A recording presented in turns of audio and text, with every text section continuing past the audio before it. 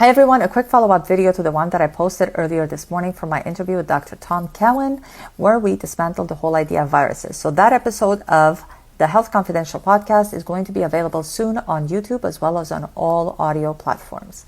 Now, let's talk HPV and cervical cancer. I'm Simone, Holistic Health Transformation Consultant, Registered Holistic Nutritionist, and Certified Holistic Cancer Therapies Practitioner. I wanted to address some of your DMs and emails, so here it goes. I challenge you all to go to Google and try to find out how they detect the human papilloma virus, the HPV virus, in men.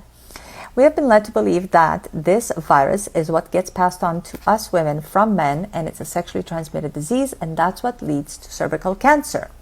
So, spoiler alert, you will see that they actually cannot detect it in men. They never have, and they just cannot. So somehow, this virus, being as smart as the one from 2020, lives in men with absolutely no health effects whatsoever. But when it gets passed on to us women, it recognizes that we are women, and it somehow mutates into a million different variations. And numbers are assigned to all those variations, and then it settles on our cervix, and it turns to cancer. So now let's talk about what has happened since the beginning of time. Women have been responsible for preventing pregnancy and dealing with the menstrual cycle and their feminine health. So we've had to use tampons, most of them with plastics, as well as with fake scents so that we could smell pretty down there. Same thing with pads, made of plastic and with fake scents so that we could smell pretty down there. Don't forget feminine washes and douches.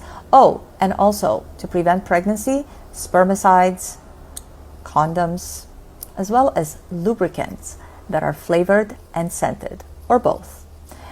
And powders to make sure that we stay dry down there in order to prevent yeast infections. However, if you do get yeast infections, you would have to put in a synthetic chemical medication that may touch your cervix, but don't worry, none of the things that I've just mentioned lead to cancer.